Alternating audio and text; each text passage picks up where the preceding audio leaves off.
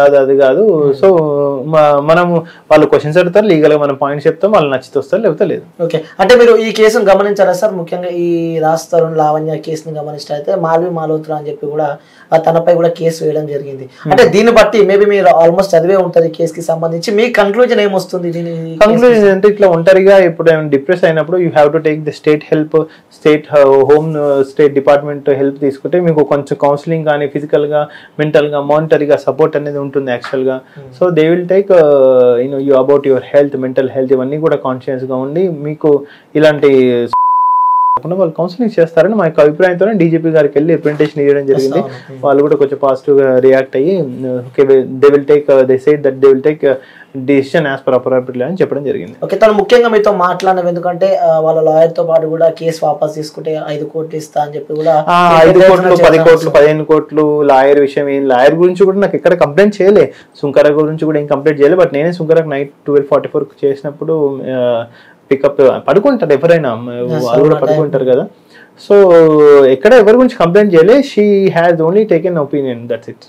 Okay, so తను మీతో చెప్పిన మాటలు ముఖ్యంగా గమనించినట్లయితే హైలైట్ పాయింట్స్ అంటూ కొన్ని ఉంటాయి కదా సార్? హైలైట్ పాయింట్స్ అంటే అదే పెళ్లి అని అంటే పెళ్లి సుమారు ఎన్ని నిమిషాలు మాట్లాడారు? 26 నిమిషాలు మాట్లాడాను మొత్తం. ఏమన్నా మాట్లాడవచ్చు? వాళ్ళ పేరెంట్స్ సపోర్ట్ చేయడము, పెళ్లి బియ్యంకులు ఇవన్నీ కూడా, ఆమె యుఎస్ కి వెళ్ళి పెట్స్ ఇవన్నీ కూడా డిస్కషన్ చేసింది. జనరల్ మీడియం డిస్కషన్ జరిగింది, కొంచెం ఇన్ డెప్త్ గా జరిగింది. అంటే గతంలో కూడా ఈ డ్రగ్స్ విషయం కూడా ఏమన్నా మీతో తీసింది? డ్రగ్స్ విషయంలో మనం కామెంట్ చేయడానికి రాదు, ఎందుకంటే ఆల్రెడీ కేసు రన్ అవుతుంది కాబట్టి మనం దాని మీద మాట్లాడలేము యాక్చువల్ గా. ఓకే, సో ఆ కేసు అయిపోయిన తర్వాత కూడా సో తను ఆల్మోస్ట్ మార్నింగ్ నైట్ ఈ కన్వర్సేషన్ అయింది. సో తర్వాత ఆ మార్నింగ్ నుంచి ఇప్పటి వరకు తనతో కాల్ మాట్లాడడం కానీ, సో తనతో మెసేజ్ చేయడం, ఎవరితోటి? లావణ్య తోటి. మార్నింగ్ నుంచి మళ్ళీ మెసేజ్ కాల్ చేస్తే లిఫ్ట్ చేయలేదు. వాళ్ళ బ్రదర్ కూడా మళ్ళీ ఏదో ప్రెస్ మీట్ ఉన్నట్టుంది కదా వాళ్ళ అడ్వకేట్ తోటి. లెట్ ఇట్ హ్యాపెన్, వాళ్ళ రైట్స్ వాళ్ళకు ఉంటాయి కదా, మనం ఏం అనలేం. ఓకే, దీన్ని బట్టి మీకు ఏం అర్థమైంది సార్ ఈ కేసుకి సంబంధించి? ఇప్పుడు ఇట్లా ఉంటాయి, ఇప్పుడు ఇంత ప్రాబ్లమ్స్ ఉన్నప్పుడు మీరు ఒంటరిగా ఉండగానే you have to take help of family అని నా ఒక ఒపీనియన్ అంతే.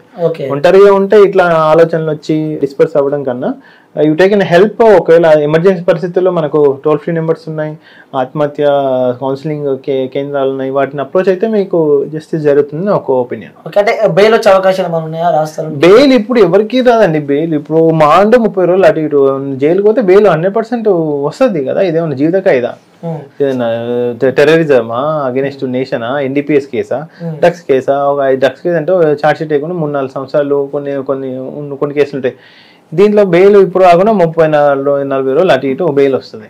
అంటే ఈ కేసు విషయం మనం మాట్లాడుకున్నట్టయితే సార్, అమ్మాయి ఏమో నాకు రాజ్ తరుణ్ కావాలని చెప్పి అమ్మాయి చెప్తుంది. అదే చెప్పాను, అమ్మాయి రాజ్ తరుణ్ కావాలి అంటే మీరు కొంచెం వేరే డిఫరెంట్ వే ఆఫ్ అప్రోచ్ అయ్యేది ఉండే. యాక్చువల్ కొంచెం మోర్ కొంచెం ప్రేమ చూపిస్తే ఆ ప్రేమ కరిగిపోతుంటాడేమో.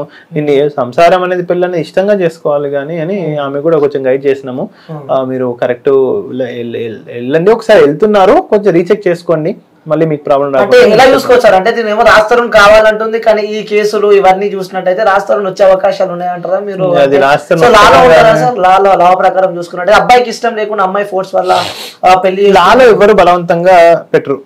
బలవంతంగా మీ సంసారం చేయండి, బలవంతంగా మీరు కాపురం చేయండి అనేది ఎక్కడా లేదు, బలవంతంగా అనే జడ్జిమెంట్ ఎక్కడా లేదు.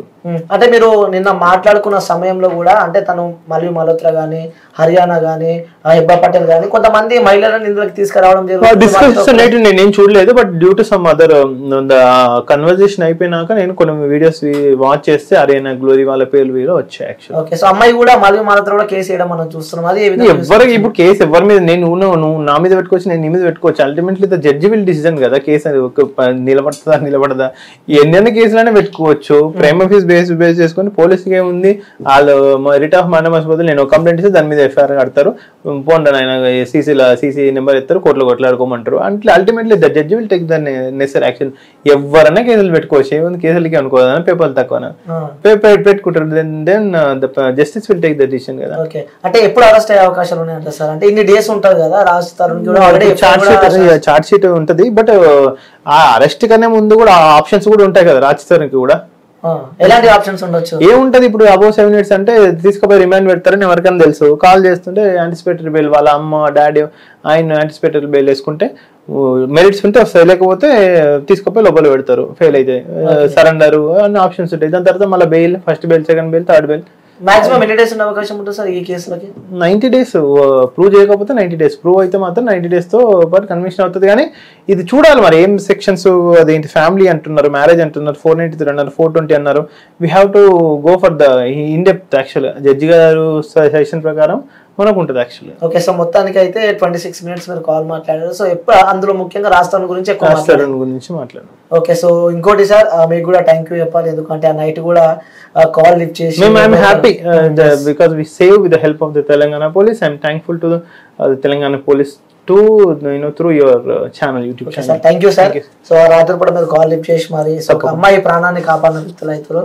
సో ఇది ఇంటర్వ్యూ. సో మళ్ళొక ఇంటర్వ్యూతో మళ్ళీ కలుస్తా. Until then take care, bye bye, signing off. నేను మీ అని.